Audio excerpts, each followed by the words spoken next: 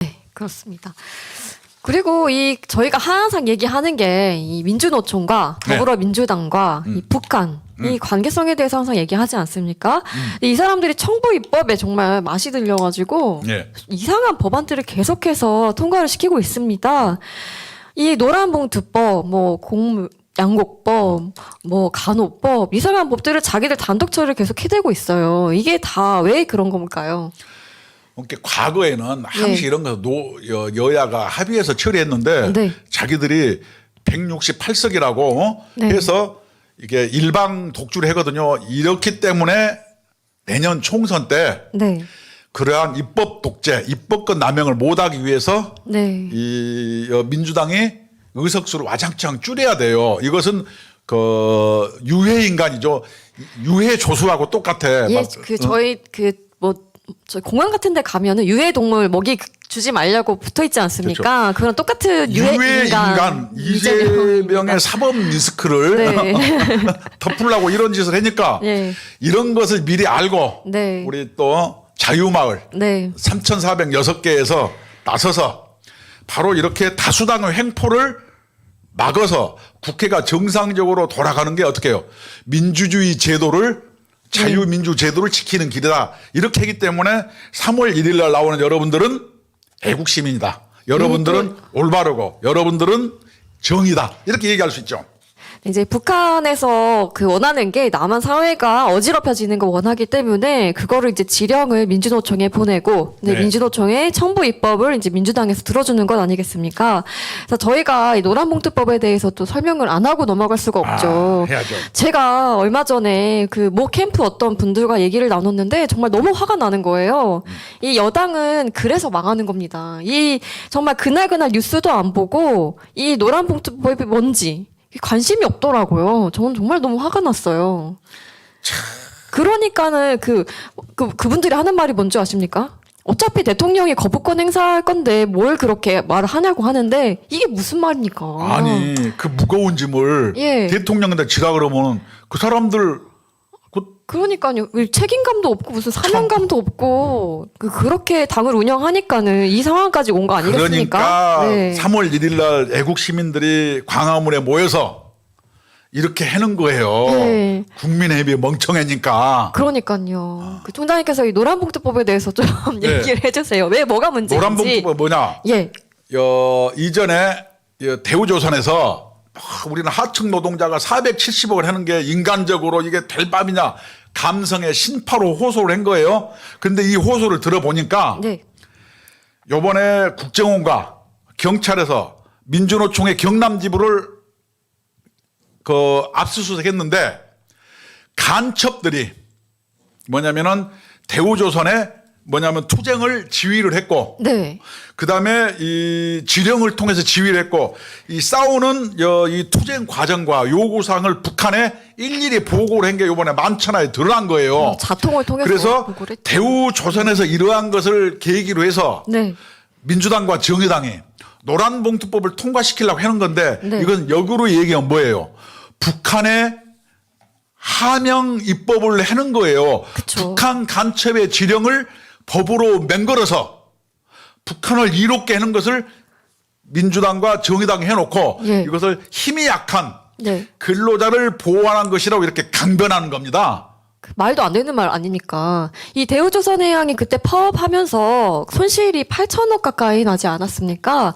그런데 이제 그런 거를 손해배상 청구도 못하게 만든다는 거예요.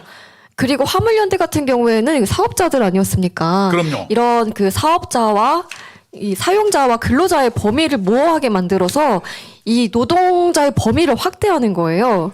그래서 이제 노란봉투법은 노동조합법 2조 3조를 바꾸자고 했는데 2조 3조 그러면 우리 애국 시민들이 무슨 법인지 몰라요. 잘 모르죠. 2조는 뭐냐? 박쥐 같은 사람들이 있어요. 화물연대라든가 택배라든가 건설기계 사업자들 이 사람들은 개인 사업자입니다. 이런 사람들을 특수고용이라고 해서 나도 노동자로 할래.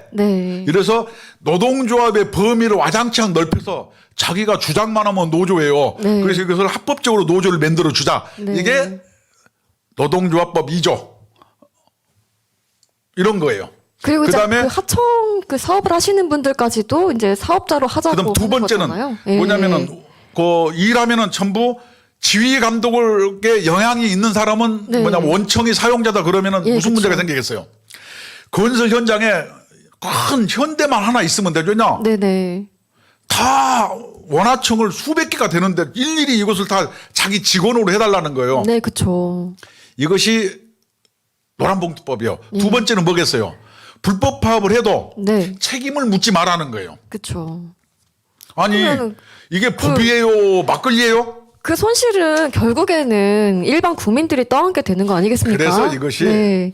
손해배상 체계에 우리 민법상 형사법상 이게 안 되기 때문에 네. 문재인 정부 내에서도 네. 이것은 민사집행법, 신원보증법, 손해배상 원칙 이런 것 때문에 이게 법끼리 충돌돼서 이거 안 됩니다. 예. 그래서 안 했어요. 그래서 문재인 정부에서도 이것을 하려고 검토했다가 네. 이것은 도저히 황당하고 법리에 맞지 않다 그래서 안 했는데 요번에 한 거예요. 이건 그쵸. 뭐예요?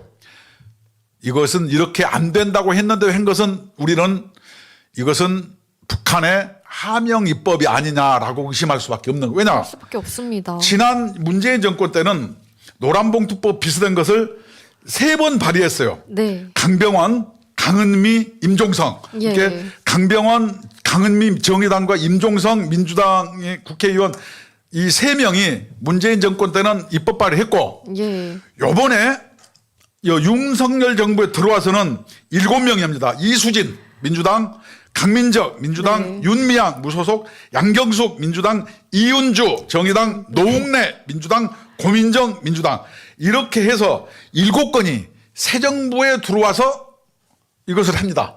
발의자 명단이 참 화려하네요. 그러면은 네. 예를 들어서 과거에는 이게 정의당도 그렇고 민주당도 소극적이었고 이것은 이게 본인들도 쪽팔리고 어렵다는 걸 그렇게 알아요. 법 체계 안 맞으면 할 수 네, 없는데 네. 왜 이것을 굳이 할까? 딱 2가지 이유 때문에 그렇습니다. 1번 이것은 하명 입법. 네.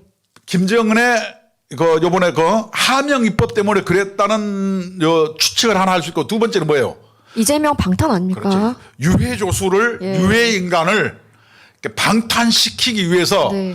국민들의 시선을 돌리기 위해서 이것을 강행한다. 이 2가지 외에는 설명할 길이 없어요. 왜냐하면 국민적 명분도 없고 그렇죠. 법리적으로도 맞지 않고 네. 이게 왜 이걸 왜 했는지를 모르겠어요. 정말 파렴치한 사람들인 것 같습니다. 아니. 네. 그래서 문재인 정권 지난 5년에 이거 내내 잠잡고 있다가 네.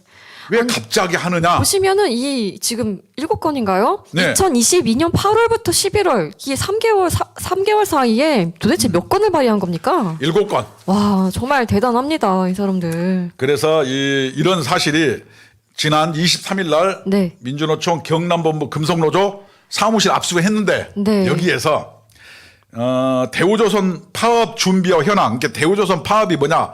노란봉투법을 촉발시킨 사례예요. 네, 그렇죠. 그것 때문에 노란봉투법 하기로 했는데 네. 이 노란봉투 가만히 있다가 대우조선 파업 준비 현황, 네. 파업 이후의 손해배상 현황 등은 담은 자료가 네. 그 창원 간첩 조직 자통 조직원의 성실한 사람한테 건네졌는데 예. 이것이 노사협상 진행 상황 일부가 이런 성실을 통해서 네. 북한에 일일이 보고됐다는 겁니다.